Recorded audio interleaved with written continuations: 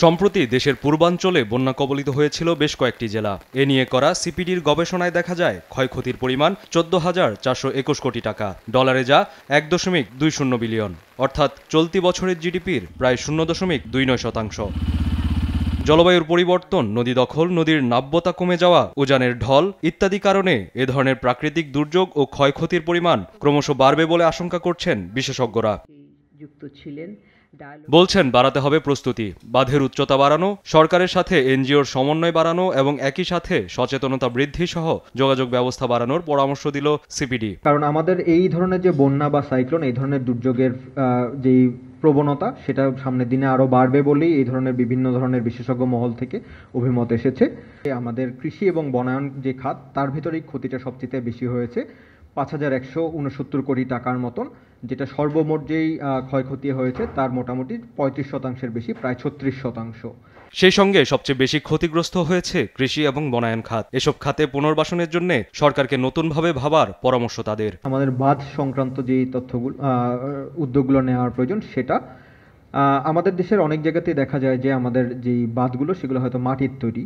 তো আমরা যখন বিশেষজ্ঞ মহলের সাথে কথা বলেছি, অনেক ক্ষেত্রেই ওনারা সাজেস্ট করেছেন যে হয়তো এই মাটির বাঁধের পরিবর্তে কিছু হায়ার কোয়ালিটি ম্যাটেরিয়াল দিয়ে এই জিনিসগুলো তৈরি করা যায় কিনা, যাতে করে তাদের স্থায়িত্ব এবং তাদের যে এফেক্টিভনেস দুটোই বাড়ে।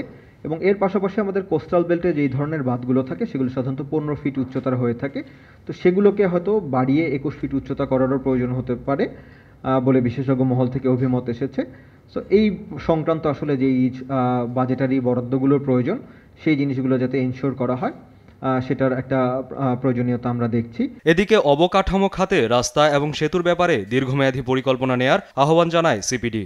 দীর্ঘমেয়াদে যদি আমরা একটু চিন্তা করি, তাহলে আরও কিছু আমাদের পুরো দেশব্যাপী হয়তো ঝুঁকি পর্যালোচনার প্রয়োজন রয়েছে, বিশেষ করে যখন আমরা বিভিন্ন ধরনের ডেভেলপমেন্ট প্ল্যানিং করি। সেইটা আমাদের যেই ধরনের অবকাঠামো তৈরি হয়, সেগুলো তৈরির সময় বা সেগুলো যখন প্ল্যানিং ফেজ হয়, তখনই এমনভাবে আসলে চিন্তা করার বিষয় আছে যাতে আমাদের যখন বন্যা হয়, সেই বন্যার পানিটা যাতে ন্যাচারালি ফ্লো করতে পারে এবং কোনোভাবে যাতে জলাবদ্ধতা বা সিভিয়ার ফ্লাডিংয়ের সূচনা না হয়, সেই জিনিসটা বিবেচনা নেওয়ার প্রয়োজন আছে।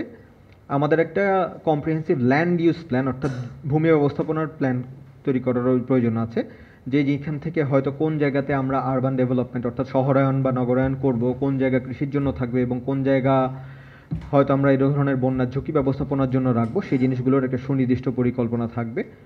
আমাদের যে সকল খাল বা নদীগুলো এর মধ্যে দখল হয়ে গেছে, সেই জিনিস প্রাকৃতিক কারণেই হোক অথবা মানবসৃষ্ট কারণে এবারের বন্যা ছিল প্রকৃতিগতভাবে ভিন্ন এবং সেই সঙ্গে নতুন কিছু অঞ্চল প্লাবিত হওয়ায় বন্যা সতর্কীকরণ পূর্ব প্রস্তুতির জন্য পার্শ্ববর্তী দেশের সাথে তথ্য বিনিময় সহ যথাযথ ব্যবস্থা গ্রহণের আহ্বান জানান বিশেষজ্ঞরা।